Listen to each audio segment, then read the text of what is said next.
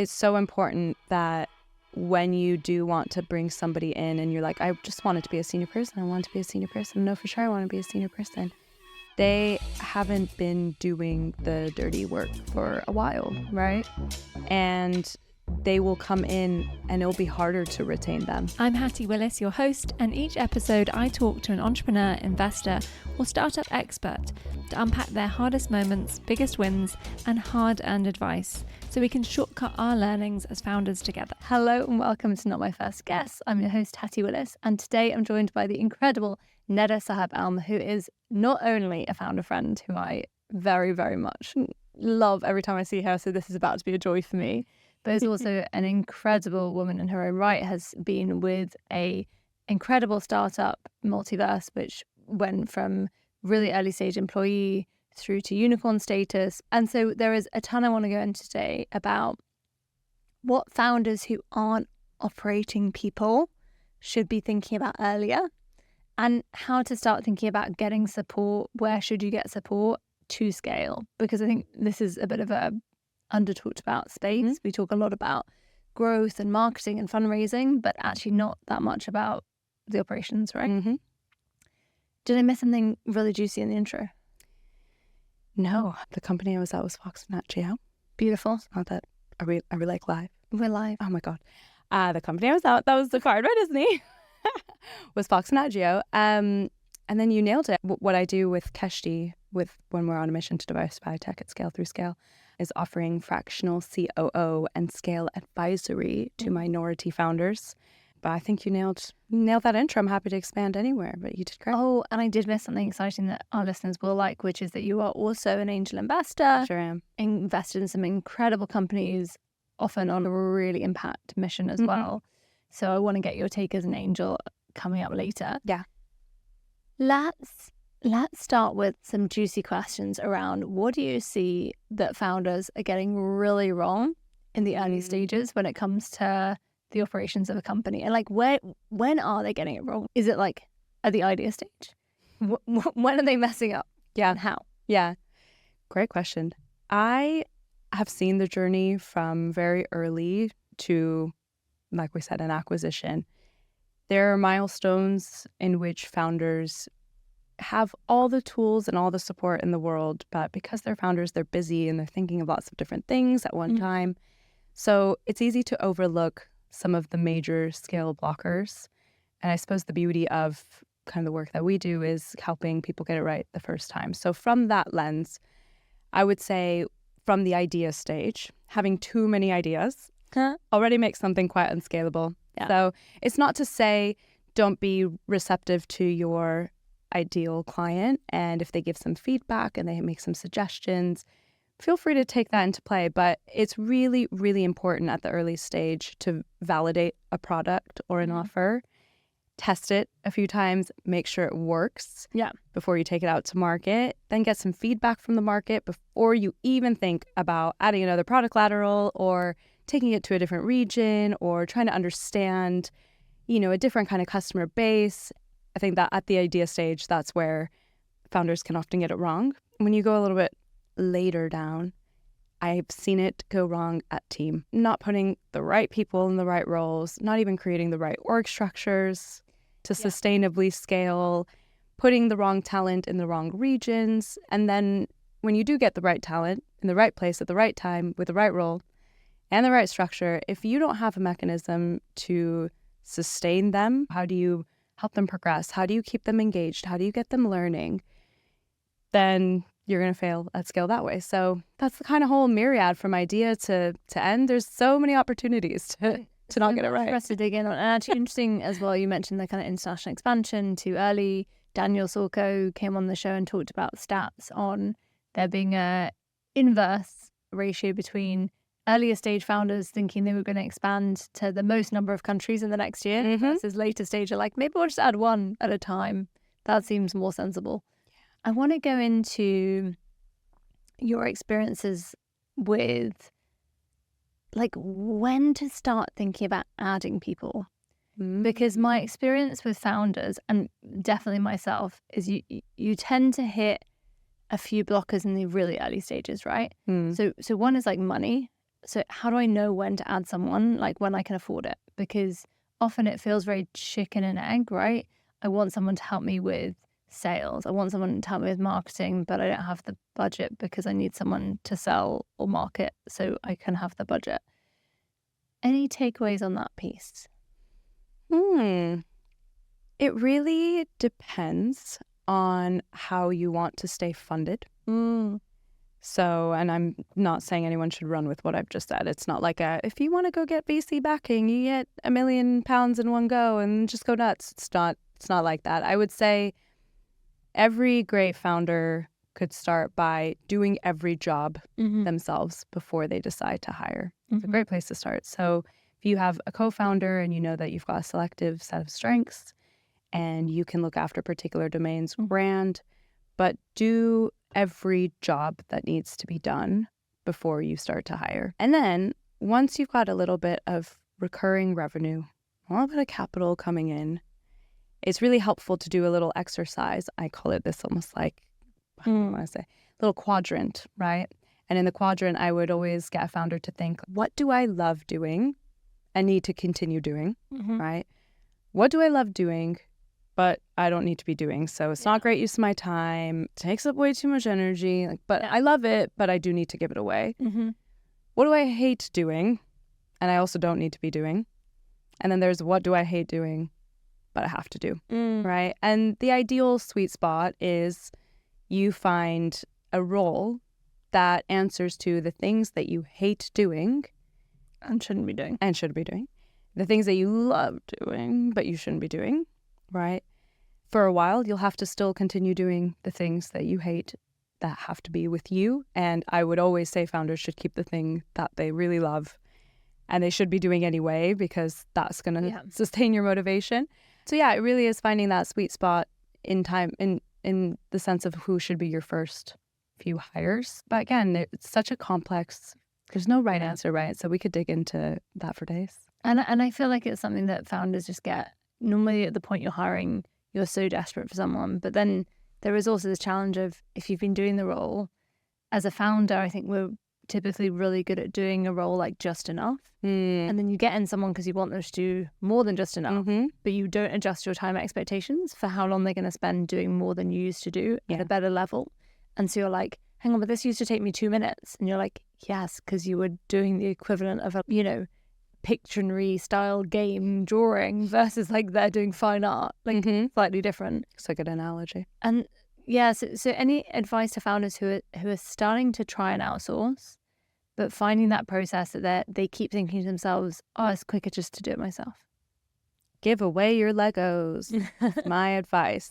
There's no business on the planet that is massive and fully functional and profitable that is just one person. Even if it is like a solo run business, there's so many mentors and brilliant brains and support and maybe contractors, freelancers here and there, friends who've all pitched in to make something a monumental success. So when it comes to funding a team, we've really got to think about the currency of time. I get quite frustrated actually, because a lot of founders will talk about if it's not directly revenue generating, then they can't see the value of it. So operations is a great example, right? The role of, in my case, I offer fractional COO support to minority founders. And that role is often one that comes in and quietly cleans up all the noise and extends the founder's brain to places it couldn't go before because it didn't have the time, it didn't have the resources, didn't have the operations. It makes this brilliant foundation for which the rest of the business can grow. And fundamentally, a COO is someone who comes in and enables everyone else to do their job really well, right? A lot of founders will be like, well, if it's not directly contributing to revenue, then I don't understand how. And it's quite hard to monetize that. So I think where founders could be missing a trick is monetizing time, the value of time, the value of a good night's sleep, the value of putting your out of office on and going on holiday. These things are all currency because it's easy to see with financials. It's somewhat easy to see with your physical impact when the contribution of so many different decisions and pitfalls and obstacles and all of this, like you start to go, oh, I'm kind of neglecting the gym, or like I'm not eating as well as I used to because I don't have as much time. The mental, though, we don't really see that until a year, 2 years on, when founders are like, I'm burnt out. Yeah. And we had a brilliant guest on, Rachel, who talked about, she is brilliant. She's an accountant, helps a lot of founders with accountancy. And one of the things she talks about is this internal charge out rate idea of actually like valuing your time, like not just the opportunity cost of if you're delivering paid work, right? But also what is your internal time worth and how are you getting that back? And I think you're right as well. As founders, we're not good at valuing headspace, which we need to be creative, right? And I'm so guilty of this. I don't value the actual stuff that lets me have the idea in 5 minutes that actually, if I wasn't freed up, would take me 5 hours and it wouldn't be a very easy process. There's just so much I want to dig into because I just feel like this is something that we're not really talking about with founders. I wonder if a good way in is to come back to kind of this idea of scaling and who is scale right for? Because I think this is something that not enough founders are talking about. And obviously you've been through, and I'd love to go into a little bit in tandem, your journey with Multiverse, this huge growth path. And I think a lot of founders are thinking, I want to take VC funding, which means that they're going to want you to become a unicorn, which is a company valued at over $1 billion. And so I think there's a really helpful point of saying, let's debunk some of what scaling actually means, and therefore what questions founders should be asking along the way. Yeah, great point. So one thing I'd always caution founders is to delineate between growth and scale. They are not the same thing. Growth is doing more with more. Scale is doing more with less. So I'll give you an example. If you want to be really proficient in coding, you're going to need to put more time and practice and energy to become a better coder, right? If you want a plant to grow, it will need more sunlight. You need a plant to grow, you've got to give it time and sunlight and love and plant food and all the likes, right? And then it'll grow. You can't just leave it and like kind of hope for the best. Scale is about how do you make sure that the core team that you have is all working to the same level of efficiency, right?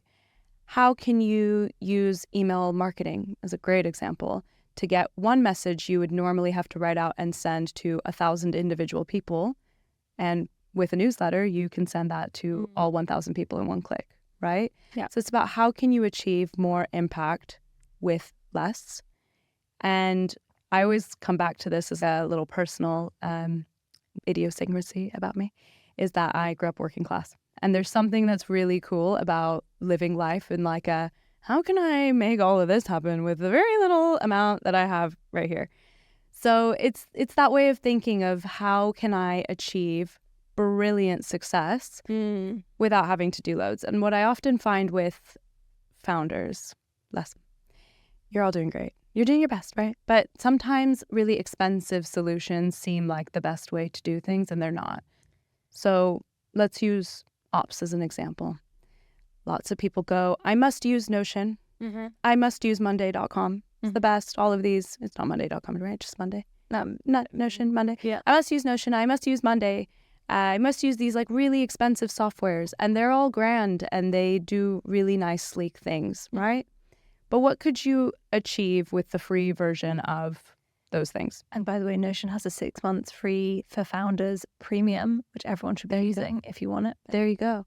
Or like, how do you use, I'm going to throw out Asana, has a great free offering. You know, how do you use, how do you make a lot happen with very little? And I feel like actually what we need to add into that discussion is the time thing again, because so often what we see is that, you know, if you want to make a lot happen with less, what you end up giving is your time, right? So I'm going to, and I think we're not good at factoring that into the equation of what is the cost of this. So yeah, this is taking me 3 hours of my week. And actually my time is, you know, I should pay an EA to do this. That should be part of the scaling. I don't need to do this myself, or there's a tool to do it and I should invest the time to set it up and then run it. If you've got the capital, by all means. So I suppose one, and there's so many reasons to take alternative paths to funding, right? One value of taking VC funding is you get quite a lot to do sophisticated things very early on.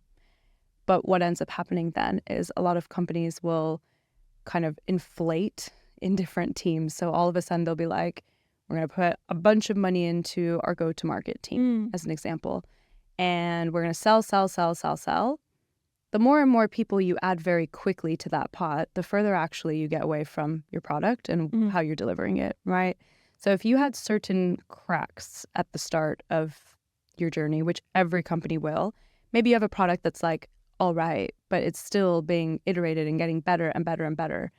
And you get a ton of capital coming in, and all of a sudden you invest it in a huge sales team. This is all different people who are going to use all different kinds of methods to sell the same thing. And are you still investing the same amount in product? Are you investing the same amount in operations? Are you investing the same amount in delivery?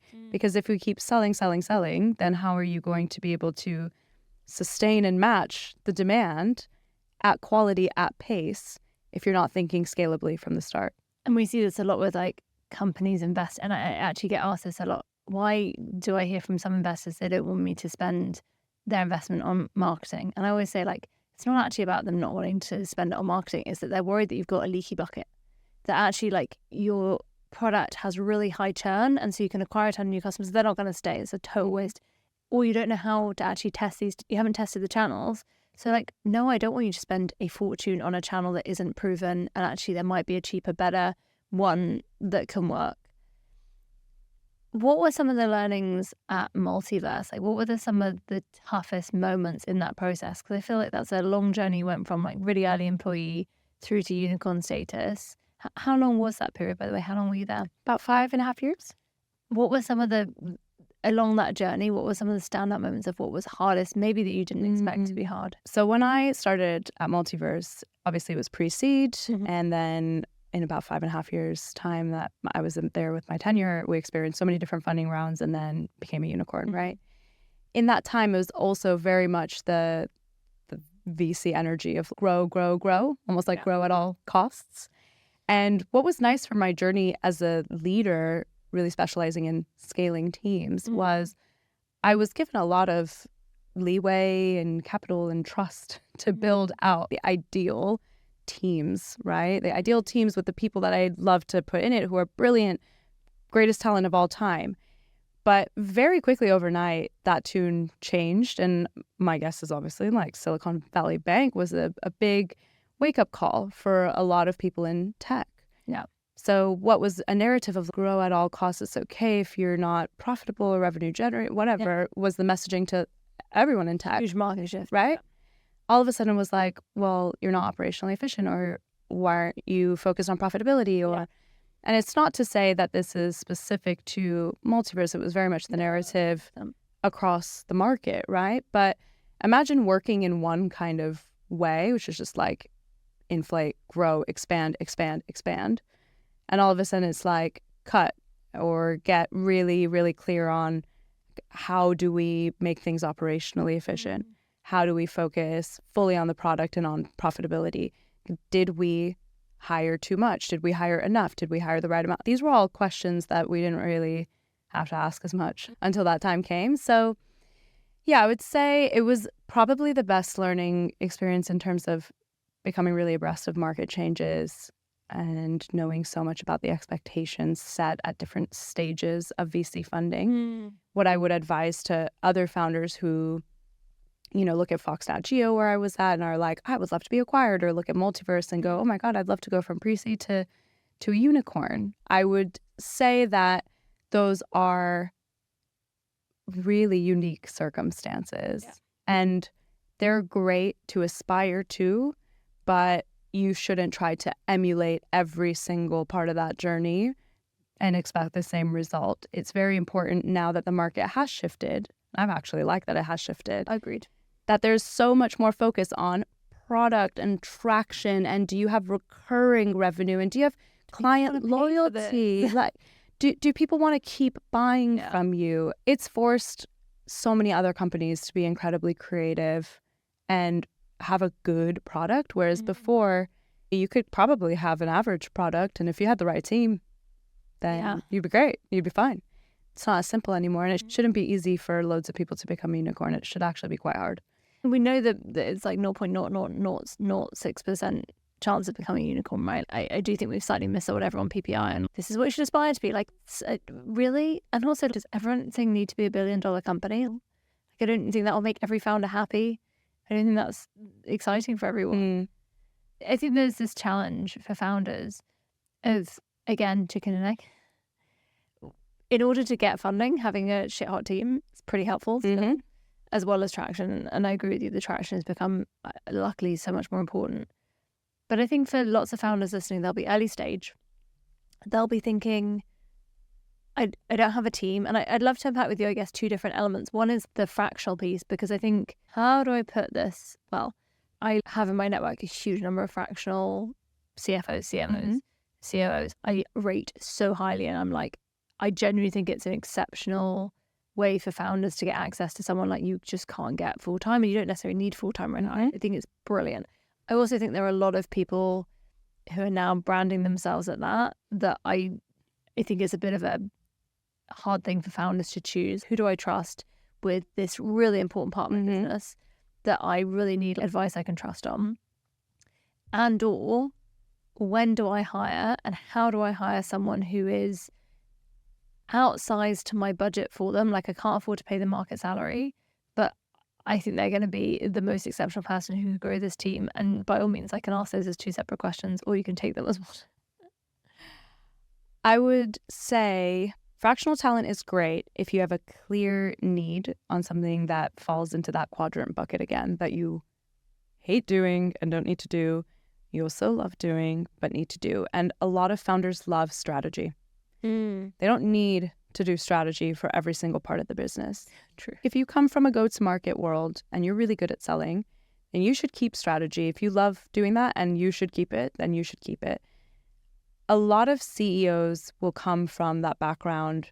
A lot of COOs love to stay COOs. Yeah. If the CEO is the person who on the outside is like, here's the house, the COO is behind closed doors, making sure the house is in order, right? And then every single type of department head will have their own thing that they own.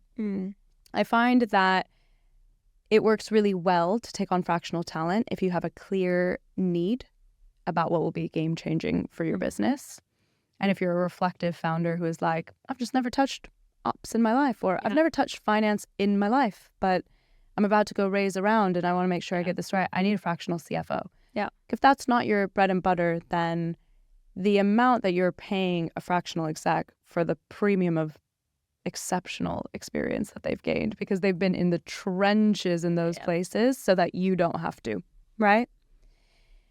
That's where fractional talent could be great. It can come in as really an adult in the department that you need. And that's a great value proposition for founders. Yeah, it's a department adult. Yeah, like an adult. Whereas, let's be really honest, there is beauty in taking on, let's use the other side of the fractional COO coin. There's beauty in taking on a founder's associate or somebody who's like your junior ops exec. Yeah. They can do a lot of the operational stuff that you don't love and you don't want to do, but needs to be done, right?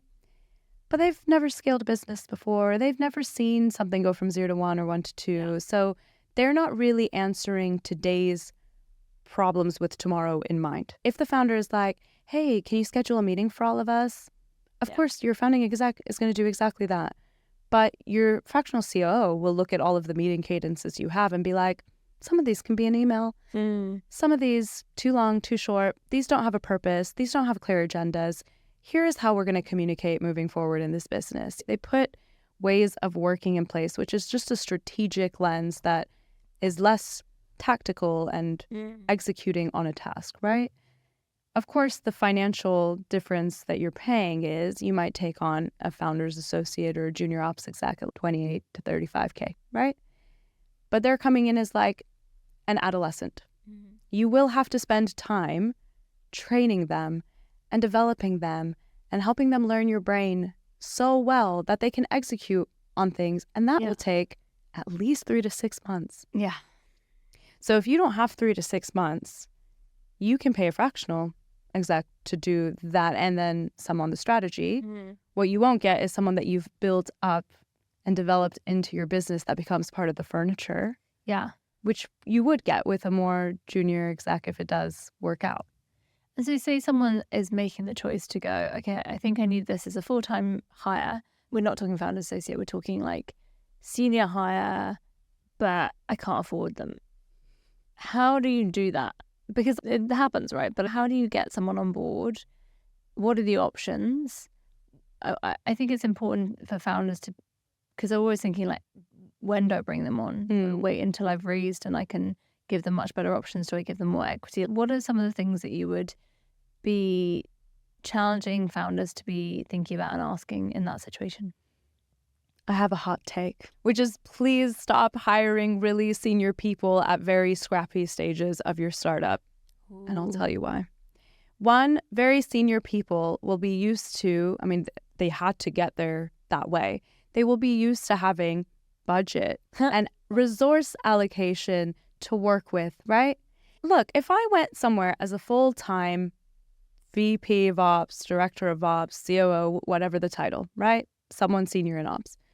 I would expect that the reason why they've hired me is because they have some capital, they have a vision of building out a team that is going to be able to move the needle and get us to scale, right? Yeah. Why would I come in as a VP of Ops or COO or whatever the title? Why would I come in and my job would be to do the same things as the founder's associate?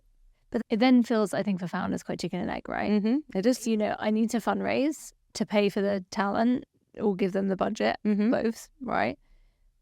But in order to fundraise, I need to have more traction than ever before. And I need my team side to look epic. And maybe it's not ops, right? But does that rule around senior talent apply to you for every role? Are there exceptions to rule where you'd be like, yeah, actually, this is a great senior person to bring? I often say to founders, when I'm reviewing your deck, I should be able to look through. And I don't expect you, the two co-founders, to have every skill, but I do expect that the key parts of this business model are plugged with impressive people, or you've got budget in the next round allocated to that.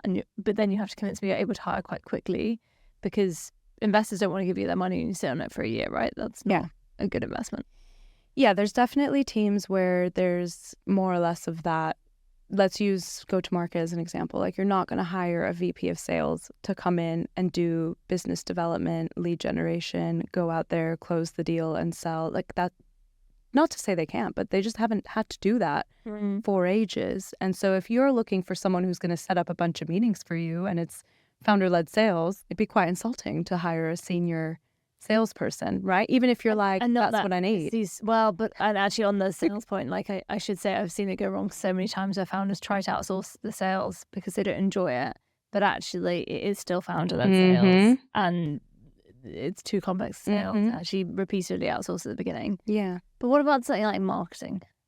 So would you still go fractional before? Like, how do they tackle that bit? So let's say it's direct-to-consumer play.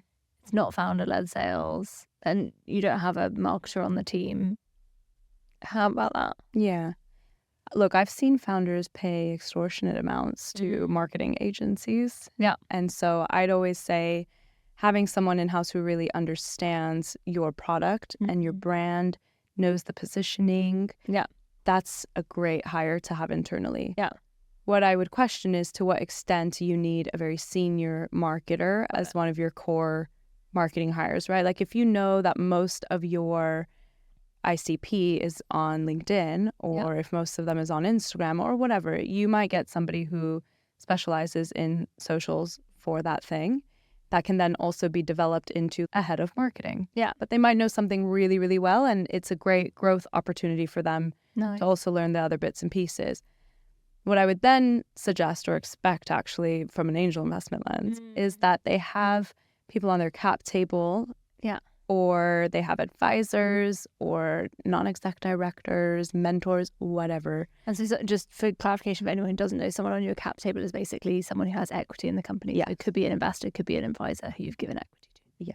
So I would expect that there would be somebody who plugs that gap at a much more strategic lens, because then what you've got is a situation where there's somebody managing the tactical, the day-to-day, and really understanding and learning your product, but then is mentored or supported by somebody who has been there and done that. And so what's really nice about that sort of arrangement is you can have somebody in-house who, from a capital standpoint, you're paying a little bit less than you would somebody more senior, right? Yeah. But you're also investing in their development by pairing them with somebody who's supporting your business in the strategic remit, like an advisor, a Ned, whatever. So that's great for their retention as well. It's such a win-win. And I think you're so right, because what we often see with founders who do try and hire senior and manage it, like some people manage to convince incredible people on paper to come, and then normally that fails really quickly because, as you say, there's a frustration that that person feels like their hands are tied because they don't have the budget they need to do what they need, but also they just might not be used to doing, right? I haven't done doing for ages. I haven't written a Facebook ad in, I would say, like 20 years, but they might not have done it for a really long time. They might never have done it for some of the new channels that are coming out, right? I might be an incredible CMO and never have made a TikTok video, but that's a key channel and I need to be really good at delivering that. So I do think you're right to separate out the doer and the strategy, and you need to be able to show you've got both. And that advisory piece. Even we often see, I think founders, let me not lead. What's your take on when founders should give advisors equity? That's a great question. Look, as soon as you've identified somebody who will be supporting your business for at least 10 hours a month with their specialist area, then there's something out there called the FAST agreement for startups, for founders and advisors. Doesn't have to be that template, but it's a great place to start. You can have obviously your own legals. Every company is different. But it will actually show you a food for thought, like if somebody is doing this many hours, this is how much equity you can give them depending on the stage of the business that you're at. But I would say what's really interesting with advisors is this is where you want to delineate. They definitely won't be doing the doing, right? So you kind of have this spectrum of people. Advisors will just be supporting with the strategy, mentorship, etc. And maybe practically the only thing I think you can expect from some is like intros. Oh yeah. But that's it. Yeah. But they won't be doing the doing in your business, 100%. right? A fractional exec will be doing the strategy and some of the doing until you find the right people to be full-time, part-time, whatever you need. And then obviously if you've got different levels of seniority, a very senior person will be doing mainly strategy. More junior people working in your business will be doing mainly tactical execution. So in terms of equity, right, I would say as soon as you identify a clear need or a clear gap in your business and you need somebody for at least a year who's kind of contributing like 10 hours a month, give them a little bit of equity. Nobody worked that hard in the trenches of their own startup experience to then not get compensated in some way to it. And actually it incentivizes the advisor to give more because they're now linked to the success of the business. And I think that's a really nice way of putting it, because I think I tried not to be leading. I'd actually like to hear your take, Hattie, because I've never even thought about that question until you asked. Well, I think the reason I ask it, I mean, give you the background, is that I do think I often hear from founders, advisors are asking for equity very early. And my 2 cents is often it really depends on how they're seeing the advisory piece. And often the best people I find are willing to do some initial advisory because they're interested in what you're doing. And by initial advisory, I think your time limits are so helpful because they're not necessarily putting in a huge number of hours a week. They're maybe taking a few meetings, but it gives you a chance to see what do they deliver. Is there a values fit?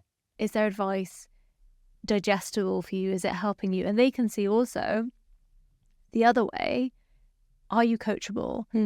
Are they excited to be on this journey with you? And I think the best advisors I also find are wanting to test that before they sign an advisory agreement. Like they're not wanting to monetize it immediately with equity because that's like a really long-term lock-in piece.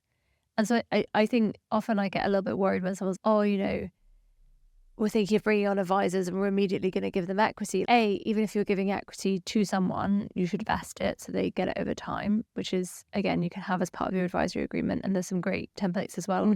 Found a Catalyst website, really recommend looking at. But I think I'm always a little bit cautious about people who are taking equity really early in the relationship because it flies 2 flags to me. One is you as the founder haven't had a chance to actually test this working dynamic. And it's not because I'm trying to say people should work for free, but because I actually think if you're asking for equity in the company, that's a long-term relationship, right? And it's a bit like, I'm not going to ask someone to marry me on the first date because that would be a bit keen and a bit creepy, frankly. Yeah.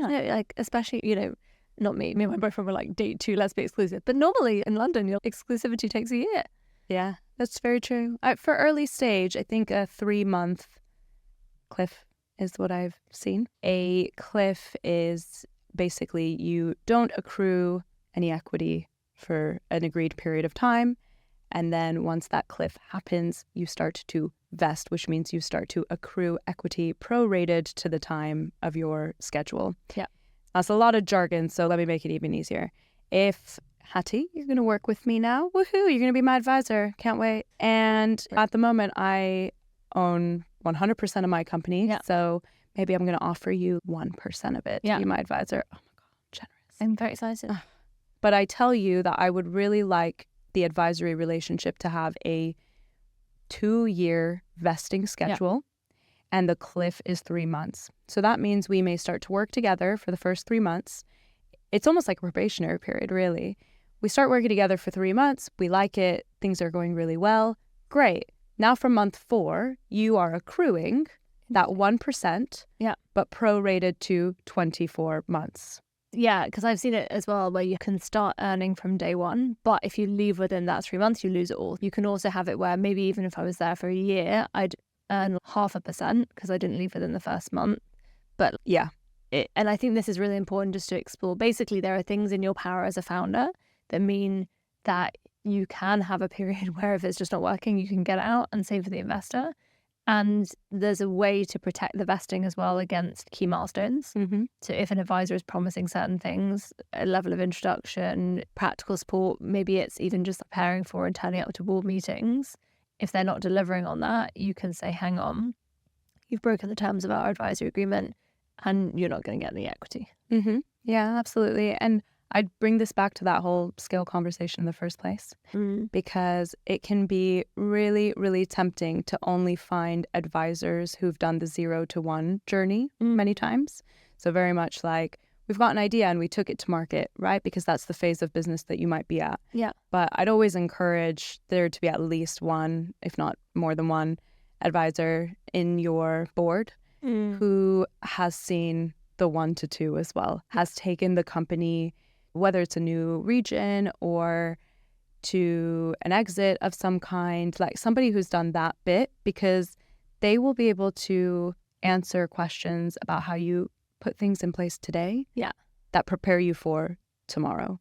And also, I think it's really important to be able to do some of the strategic thinking first of what is my 2? Because for some people, my 2 might be, I've got it to a lifestyle business. I'm really happy. It's now a lovely level. 2 might be, I'm internationally expanding with the idea of an acquisition. 2 might be, I'm internationally expanding with the idea of growing to a unicorn scale. Those are very different 2s because, as you said, that the 2 is then setting up for the 3 and the 4. And so I think that is really important that you marry as well. What was the level they got their businesses to, and is it similar ambition? I think is really helpful. And as you say, I think one advisor can be a great plug for one element, but don't expect, it's a bit like COVID, right? I don't know about you, but I feel like a very broad learning in COVID was that one person cannot be everything to someone else. Our partners at home suddenly having to be our friends and our family and everything else. And you're like, I love you, but also you are just one person. You're just saying that because you and I had almost exactly the same COVID experience. We did. The fun fact, Neda and I both did that. We're incredibly new to dating. Let's move in together. And, you're married and we've been together 4.5 years. So something worked. Something worked. Side note. Yeah. So I think for founders listening who are thinking about this advisory piece, it's an incredible leveler up. Be aware of the levers you can pull to make it work for you. I think one of the key takeaways from this episode is do some of that strategic thinking of who is right when for the scaling of the company. Don't just leap to, I want someone to solve all the problems and therefore that should be a senior hire. I think that's really crucial. One thing I want to also close out with the senior hire piece. It's so important that when you do want to bring somebody in and you're like, I just want it to be a senior person. I want it to be a senior person. No, for sure I want to be a senior person. They haven't been doing the dirty work for a while, right? And they will come in and it'll be harder to retain them. Yeah. I think that's so important, and a lot of people don't realize. Yeah. Senior talent have many options. That's an expensive churn. Oh my God. They have so many options. It's competitive to have an expensive senior hire, and rightfully so, because they've been through it all. They have so much that they can bring to the table. So retaining them is not as simple as just put them in role and have them figure it out, and that trust and autonomy is enough. Not enough to do the KPIs you set them, yeah. Absolutely not. Whereas with a junior hire, you really have the ability to change somebody's life and career by bringing them onto something very early on, which is a great responsibility, shouldn't be taken lightly, but you're not doing a favor for a senior hire.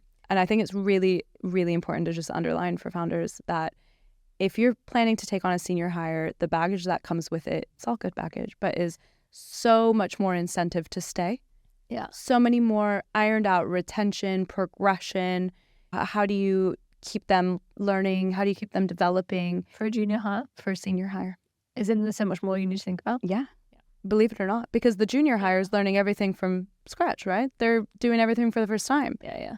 But the senior hire, if they're not getting the investment in their learning, if they're not constantly upskilling, if they're not being able to tap into skills that they're super keen to develop on and know that that's what they want, they will go elsewhere and find it. Also, I think one of the things I see go really wrong is you get senior hires who have one way of doing things, and in a startup, if that way doesn't then work, you're with like, the founder especially. Oh, crap. Yeah. And I think actually, as you say, that's also a cultural way of working, but even just a delivery mechanic, right?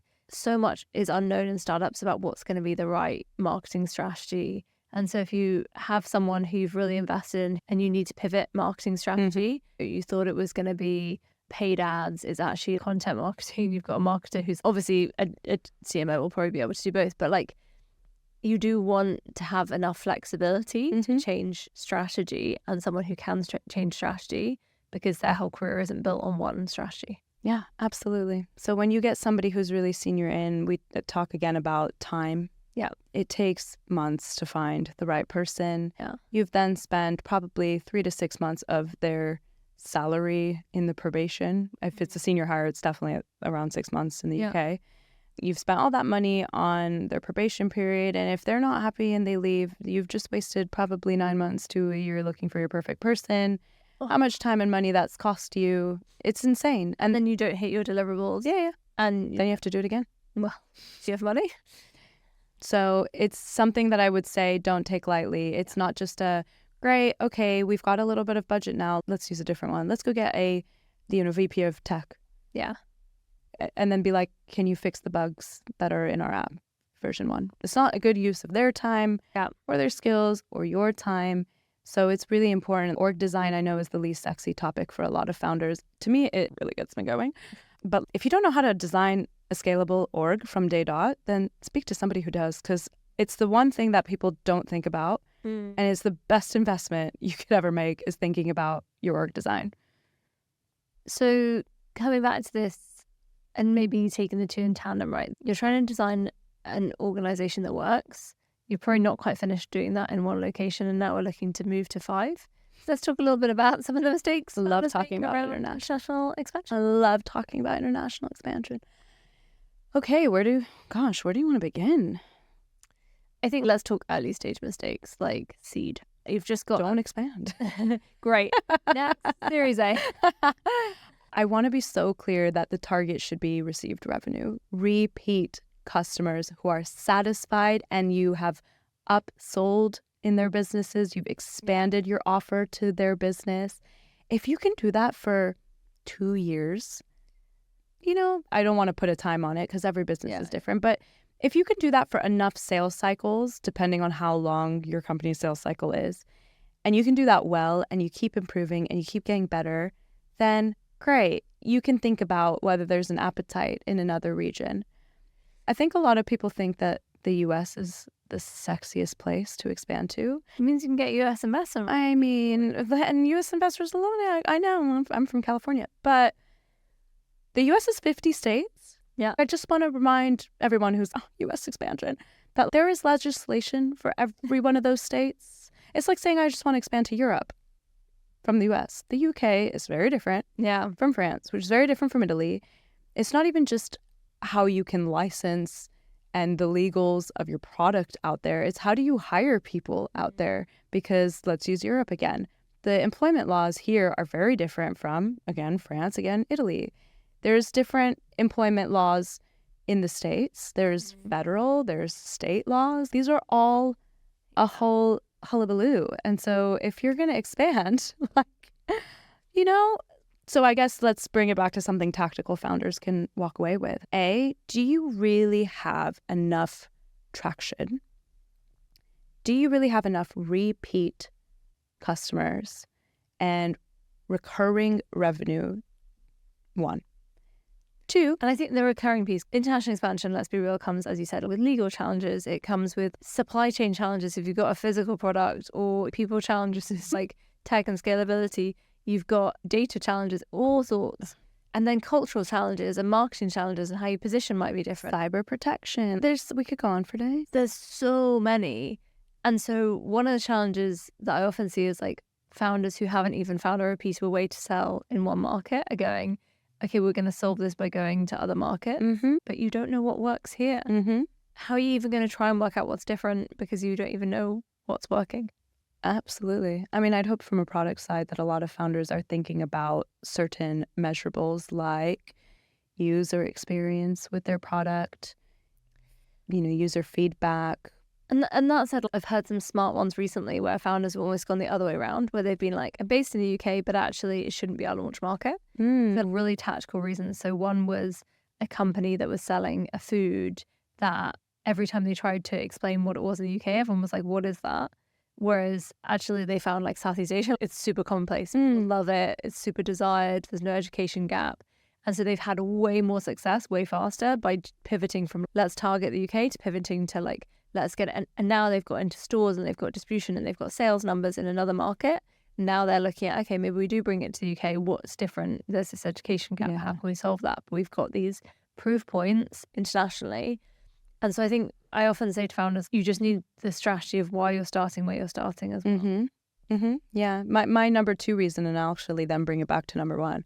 My number 2 thing to think about is, do you actually have appetite from the other region, right? So, which is exactly what you said. So, A, recurring revenue from your current market is a demonstration that you have validated something that works, something that people like. It doesn't have to be the most amazing thing in the world. People will pay for what they need and what solves the pain point, right? And then you might get some appetite somewhere else. So I'll use an example. In the last year, I've been working with this brilliant ed tech that's based out in Singapore. And they had ambitions for international expansion. They've been operating for quite a few years and actually lots of great recurring revenue. Brilliant. They were like, what about going into the Middle East? I was like, well, you're based in Singapore and this is an educational product for kids, right? Do you know anyone in the Middle East? Not really. Do you know how to make money in the Middle East? Do you know how to sell in the Middle East? Also, the Middle East is lots of countries. Yes. It's a whole region with lots of different cultures and lots of different subcultures. So it's really difficult to expand into. And then, okay, well, what about Europe? Europe's a whole different bag, right? Also, Europe's massive. And what we realized when we really dug down to it was there was a little bit of appetite in Malaysia, which makes total sense because Malaysia's right next to Singapore. Yeah. And the sort of educational expectations at the stages that they were delivering at were pretty similar. Nice. And they already had existing relationships in Malaysia. Right. And they knew a person who could be a great champion to get their footing, right?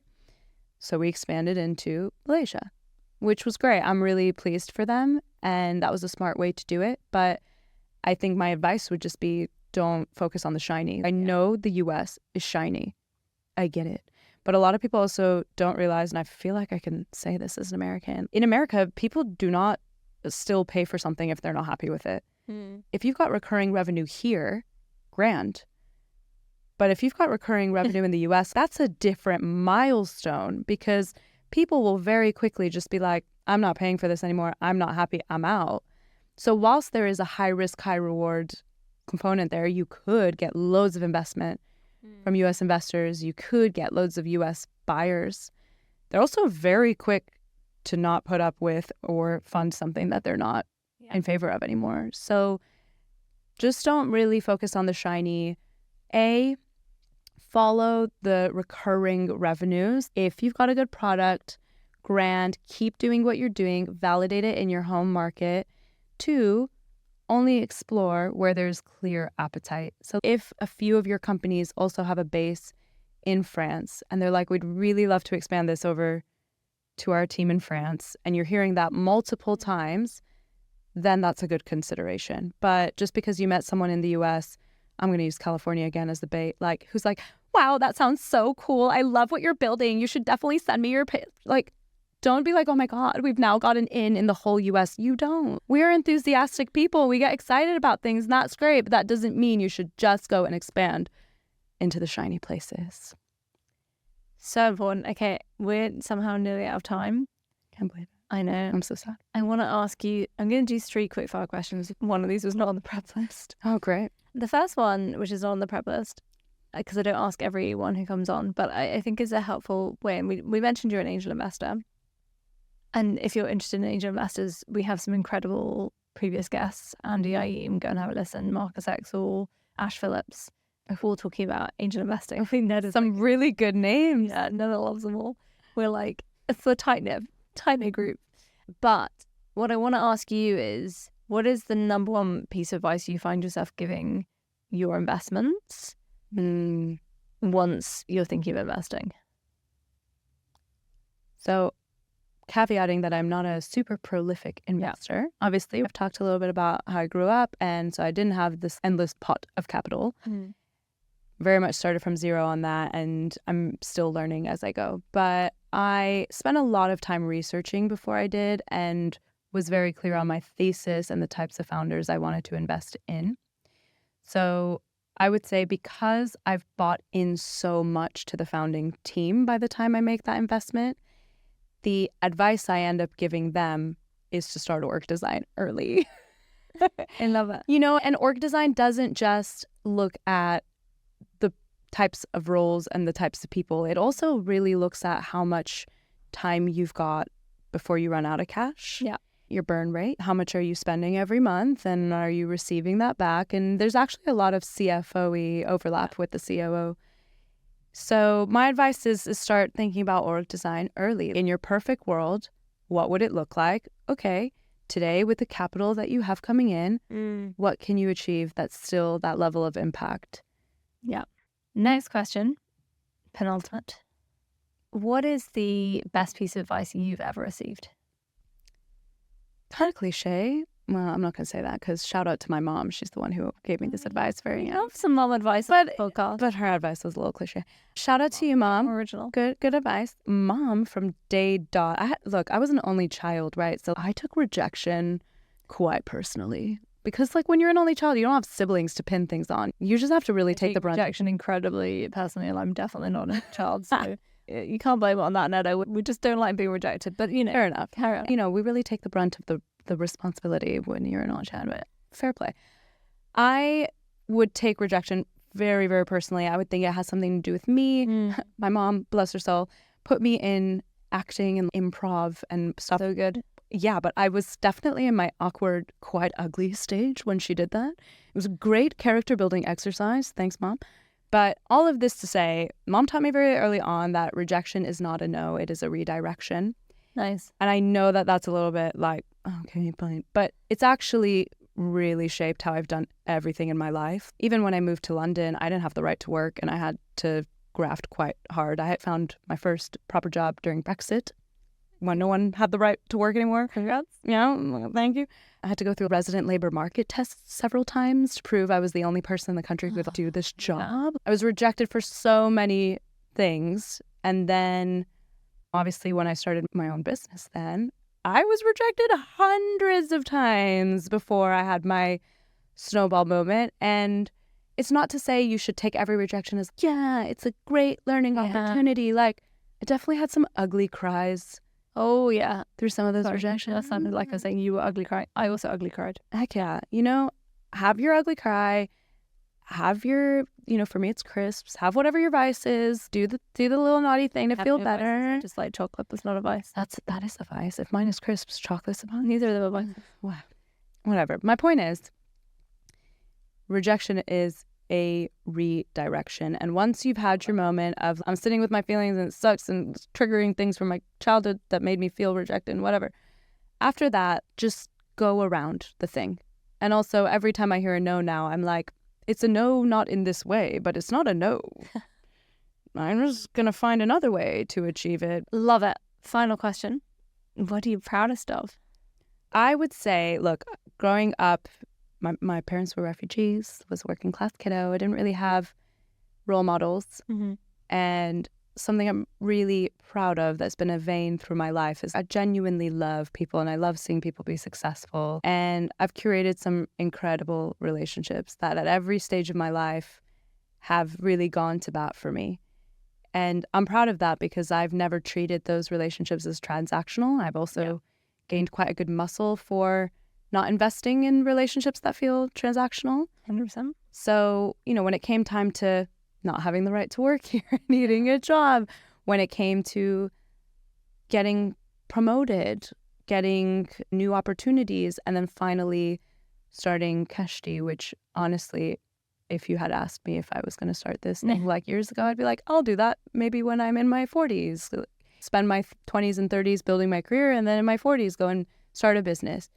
That's what I would have said to you. And actually, this idea that when it was my crunch time, do I go into a full-time role now? Do I go start my own thing? So many of my relationships advocated for how important my mission was and how important my voice was and how much it mattered. That was life-changing for me because I expected I'd go start something and people would be like, you're crazy for doing that, which there were some of those people. So yeah, I'm definitely proudest of my relationships and the people in my life who have bigged me up and got me to this point. I think I want to say this in a modest way. Like, it is a reflection of the love I've given back to have received it. And I'm really, really proud of that. And I think whenever I meet someone who has that you get a real sense that they are that, right? You don't get a non-transactional relationship by being transactional yourself. Like, it just doesn't work. Yeah. And I've definitely gone into some relationships where I've had such an eye on the prize. I'm like, oh, I need to get this out of this meeting. And it will never build into that. Whereas the people you meet and you're like, how can we do fun things together? Like, how can I help? Totally different. Yeah. My currency is like, does somebody say my name in a room that I'm not in? Oh my God, you're so talked about. Oh, stop. I love it. No, like, stop it. Especially in the community room. Every other word is Neda. Stop it. No. But for me, it really is when somebody asks about something that is relevant, does someone think to say, you should meet Neda, or you'd really like to talk to Neda? Such a good metric. Yeah. Rather than did I get something out of it, or, so I love that. What a great note to end on. Neda, thank you for coming on the show. Thanks, Fang. It was really fun. Thank you for listening. Before you go, please do take a minute to follow so you never miss another episode. We have some incredible founders coming up. And I always love to hear what resonates with listeners. So do drop us a direct message on Instagram @NotMyFirstGuest with any moments that meant something to you, ideas for future episodes, or your own entrepreneurial stories you want to share. Until next time, happy startupping.